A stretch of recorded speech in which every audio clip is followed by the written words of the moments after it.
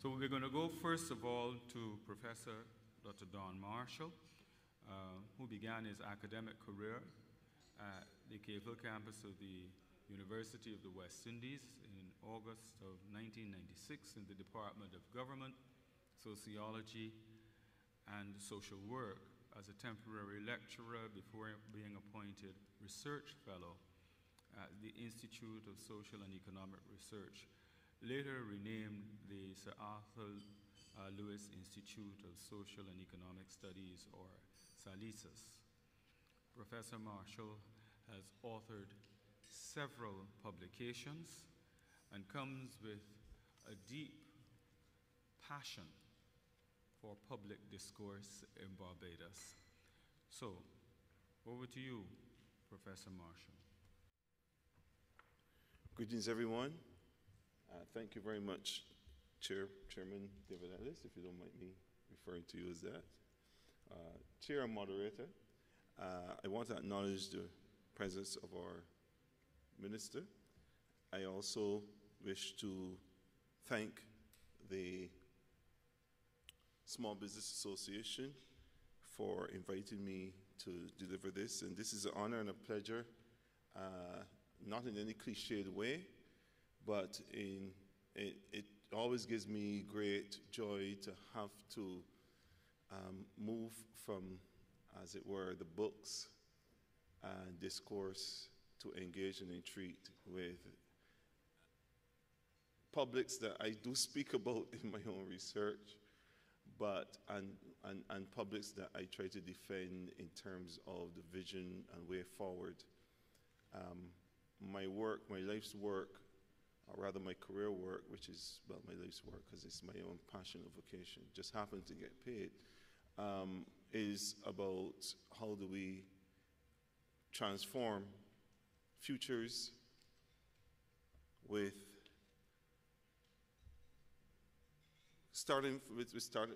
recognizing that our historical and institutional starting points are not quite like many other countries. We would have started with enslavement, colonization, and a long historical absence of a middle class, particularly a black and brown middle class. When you have those kinds of handicaps or obstacles, there is a lot that is demanded in any social transformation venture to seek to overcome those hurdles, and you need certain kinds of elite cognition of that as you frame development futures. If you are going to believe that global capitalism presents enough neutral space for all countries to succeed within at the same time, then you're trading in bourgeois illusions. There is no such thing as neutral space for all to succeed within at the same time.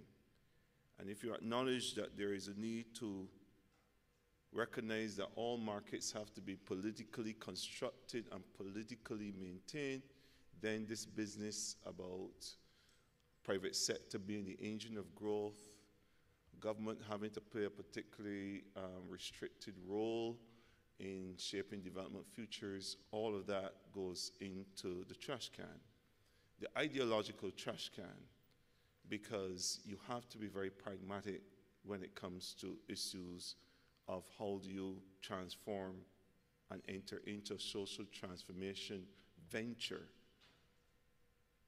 to ensure that development represents freedom, the transformation of people's lives, and democracy also represents freedom and a full blossoming of the human spirit.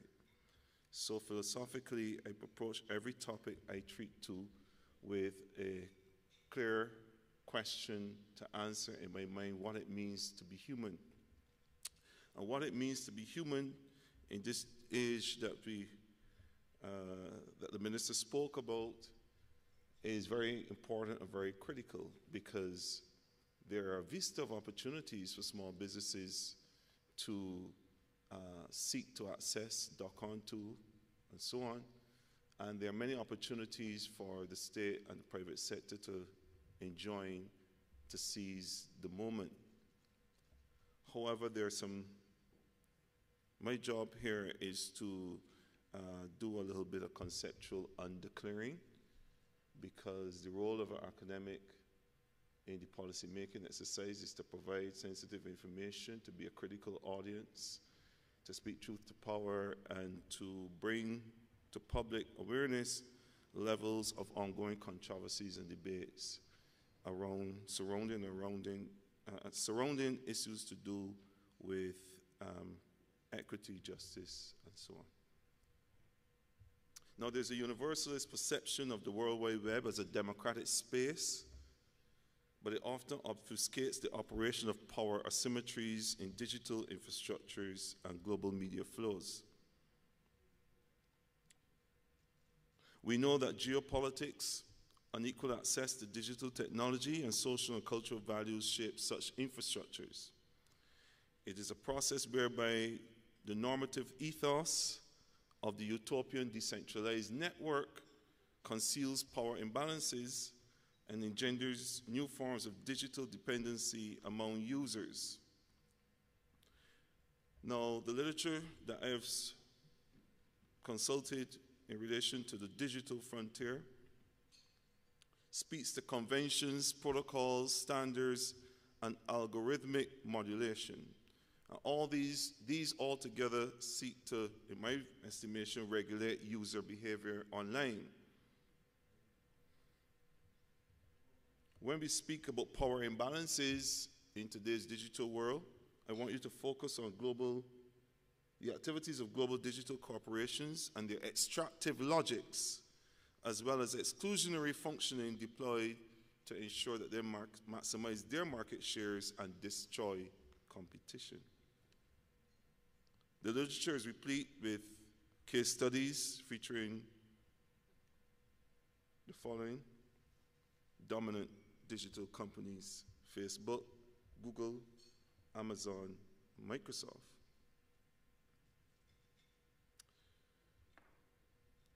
A seemingly decentralized and horizontal network where each user has as much voice as another. This is the impression that we have of the World Wide Web.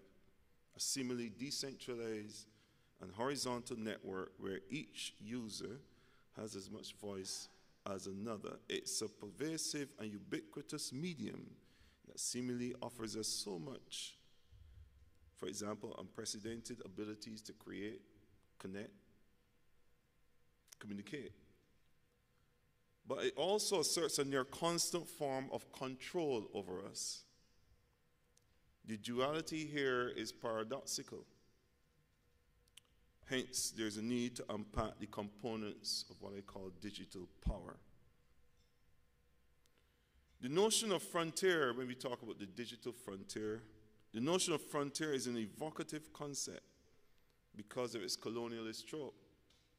The colonial frontier denoted a moving line separating civilized from the wild, nature from culture, where opportunities are rich for the first explorer to put up a fence, to tame and shape the ensuing enclosure.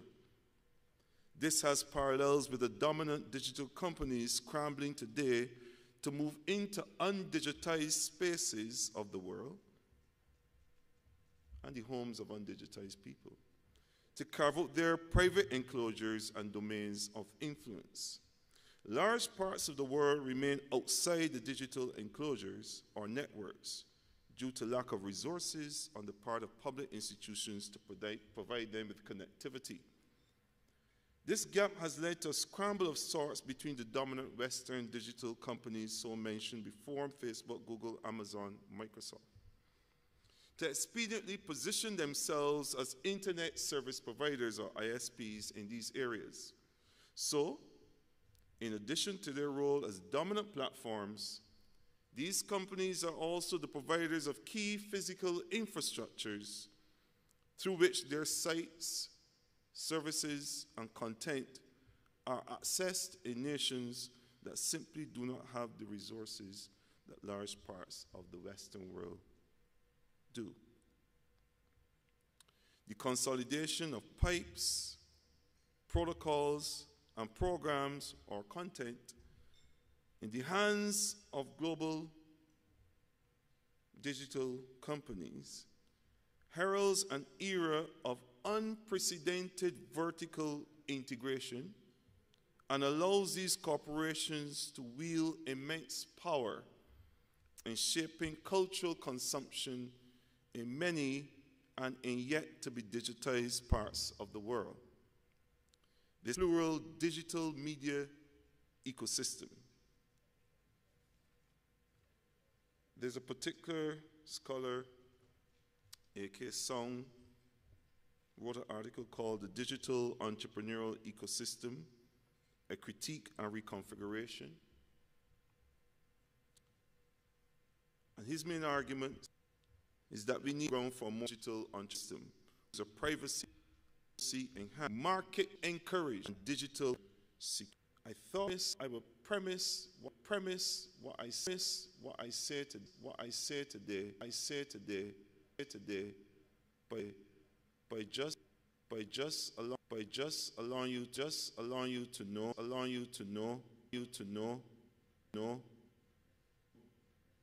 that the digital frontier is not tame space. That the digital frontier is shot through with politics and relations of power to navigate. That's the first thing I think I need to say. And to my mind, it needs media regulation on a global scale. And in much as other issues occupy the attention of intergovernmental bodies, whether we're talking about trade, whether we're talking about anti-money laundering, whether we're talking about tax evasion, or tracing and tracking terrorist finance, I think this issue of the need for a diverse and plural digital media ecosystem should be on the agenda as well. If it's not on the agenda, seizing those opportunities that we spoke about, that the minister spoke about, that Philip no doubt will speak about after me when he talks about monetizing, these opportunities will not be realized. There's another critical obstacle of a structured nature that I will raise now. But let me first say, give you a sense of what the literature is saying about the opportunities for small business. I will not steal Philip's thunder, but just suffice to say that apart from the literature that tends to treat the digital age as panacea and as silver bullet, the more sober readings do agree that there is the scope for the marketing of experience and innovation. There's a premium place on innovation and selling an experience. And one of the things that is quite clear in the literature is that all businesses face a stark choice. They can innovate goods and services even faster, or focus on offering innovation up the progression of economic value on experiences that engage customers. Case in point would be something like Starbucks. The higher order offerings create greater value for customers because they generally have, well, I should read that again. The higher order offerings create greater value for customers, generally have longer lifespans as they prove more difficult for competitors to imitate and enable, and these higher order offerings also enable premium pricing. The challenge for small businesses in our part, to my mind, is to do with the prevailing enterprise culture. Now, the premium seems to be placed, as I said, on innovation on one hand, and the need to pursue some kind of value-added ethos, or you need to have some kind of value-added ethos driving what you do. Now, when we look at Barbados, I am not so sure that we can speak of a society and an economy reflective of that value-added ethos. I think we are very good at reproducing the status quo. We become excellent at it. And this is a cultural thing. This is nothing that you can treat to in any straight policy sense, unless, again, we are talking about a social transformation venture that begins with education, that begins with revaluing how we see entrepreneurship, revaluing how we see education across all fronts.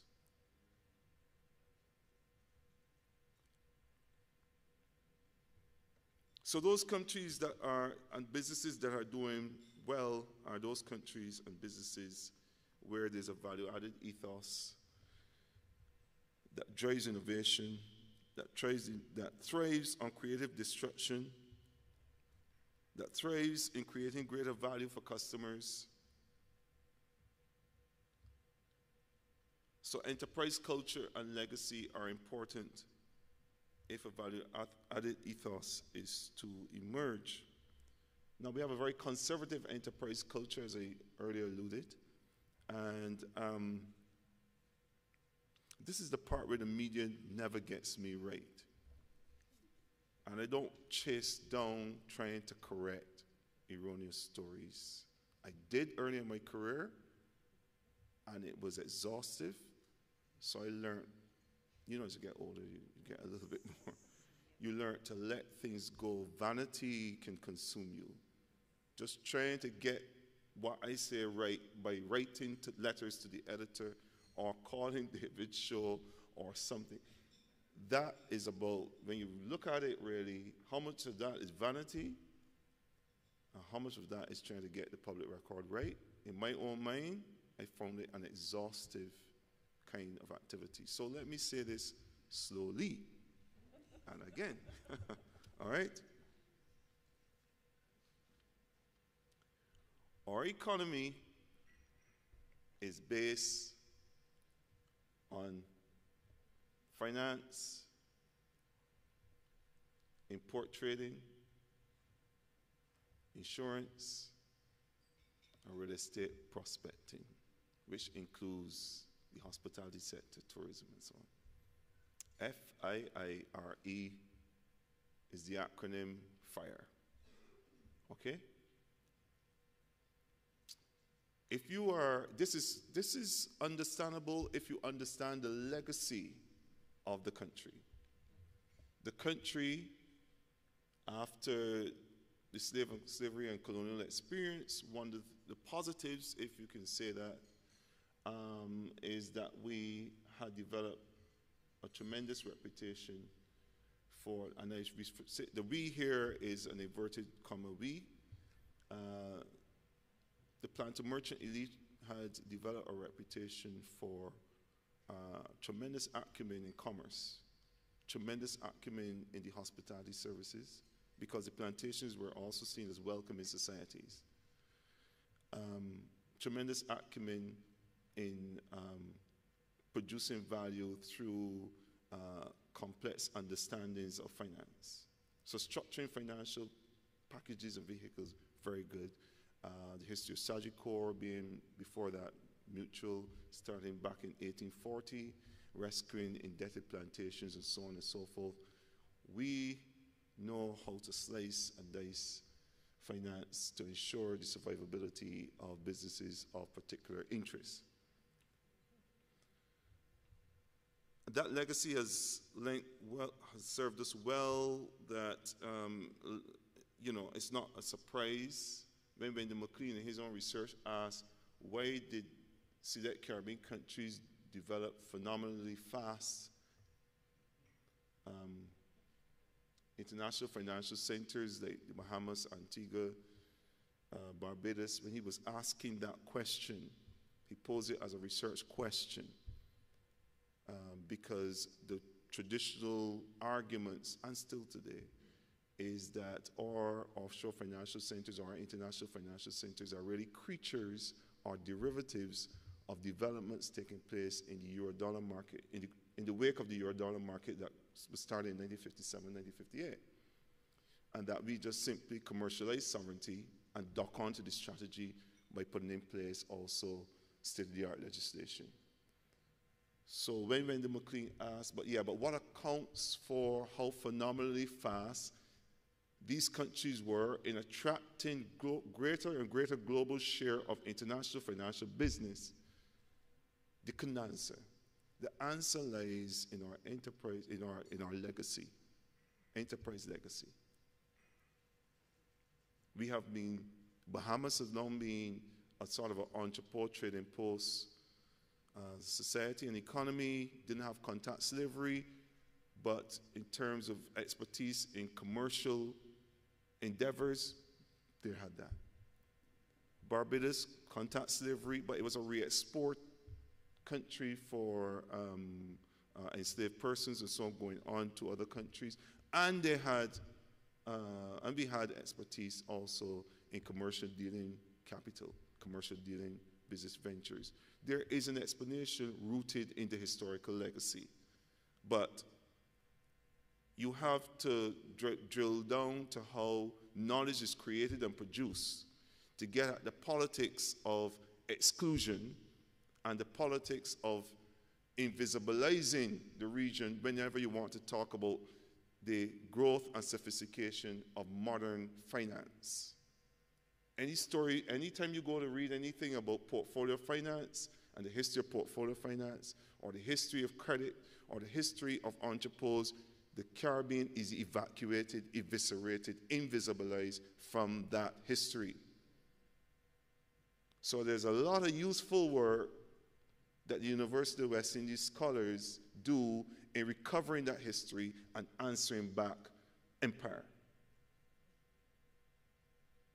There's a lot of work that the university does in saying constantly we need to overturn that colonial script which insists that the North must produce theory and the South, like us in the Caribbean, must produce practice. So you know I walk around offended a lot of times when I hear people say, you only talk in theory. I say, hallelujah. I got to talk theory. Because Caribbean people must theorize and understand their own stories, their own history. If we're going to get truly global accounts of the histories of commerce, capitalism, etc., etc. Truly global accounts, and not particularized Eurocentric viewpoints. Now, it might be an aside, but it's an important addendum to what I'm saying. I'm saying, notwithstanding that legacy, a modern society and economy must reflect complexity and diversity in the economic domains particularly. If we are to give entrepreneurial expression, or if we are to give entrepreneurs an opportunity to seize and dock on to the many opportunities that are visible and that are tangible within this modern age, we need to have a culture that will enable such. People like Professor Robinson and others have spoken at length about moving past debt finance, measures debt finance, models for pushing through successful business. So I would just, in my last 2 minutes, I would just want to say the following.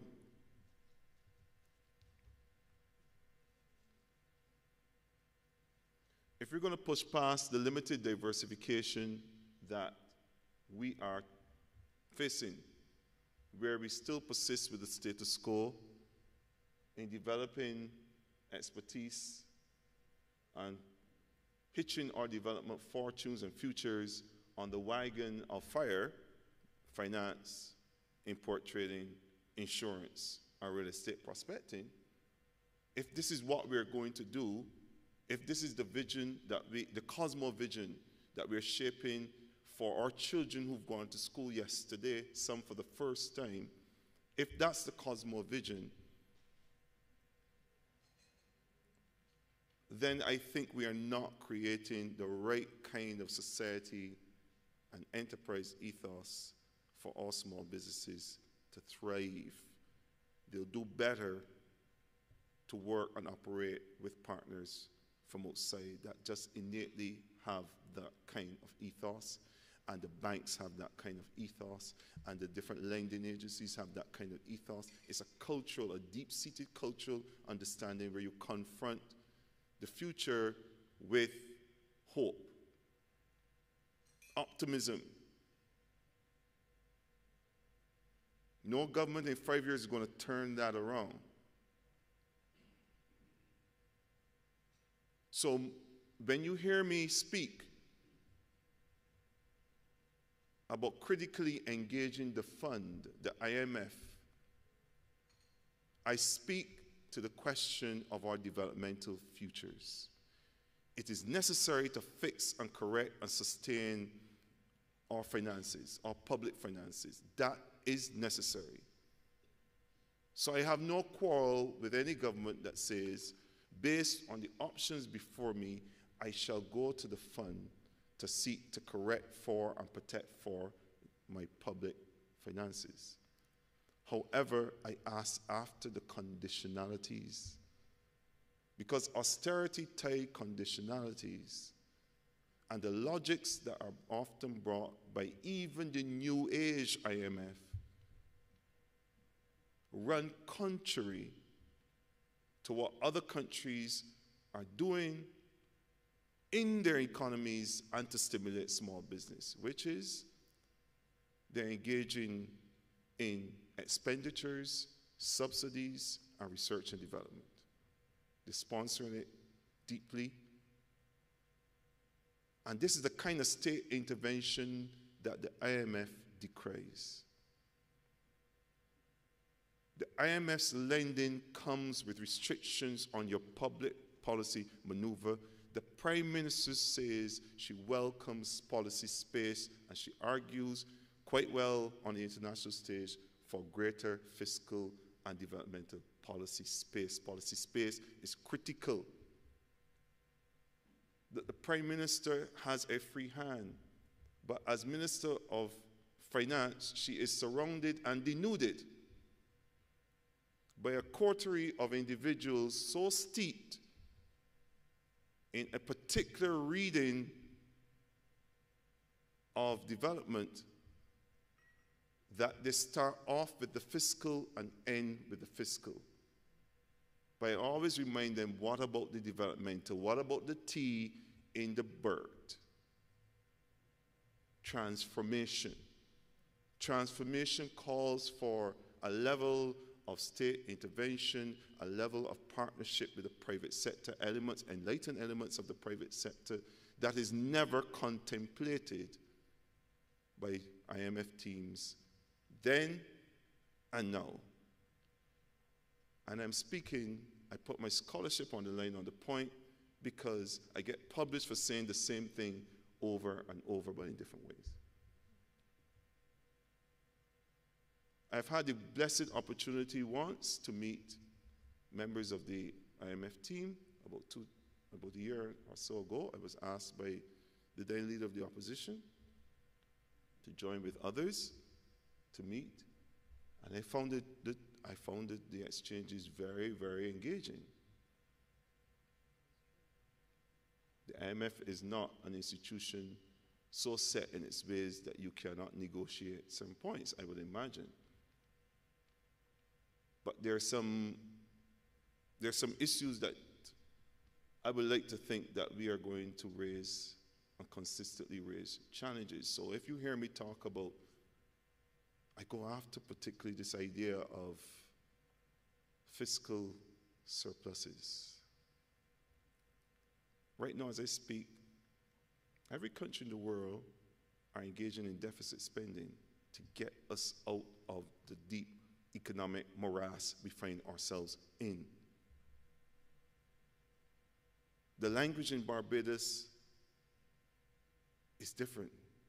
The advising is against the swing of the pendulum. The advising is that we are to get into the business of achieving a surplus. of 1%. And in the previous BER, it goes up to 6%. Which is great if you're running a corporation, but completely at variance with what is demanded now if you're running a country.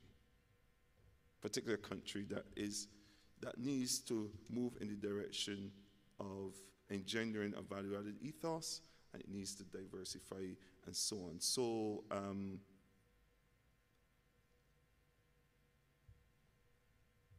I will just end by saying there are opportunities for small businesses. You can do so without necessarily needing to rely on any host government to assist you. This is the grand promise of being part of the digital world, of creating platforms of value, of creating content, of marketing your products.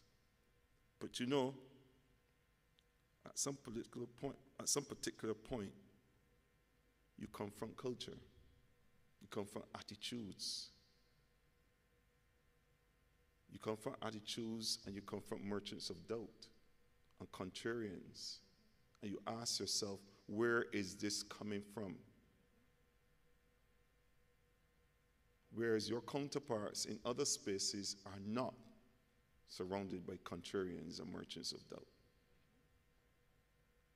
And this, my friend, explains why global capitalism does not present neutral space for all firms and all countries to succeed at the same time. Thank you. Thank you very much.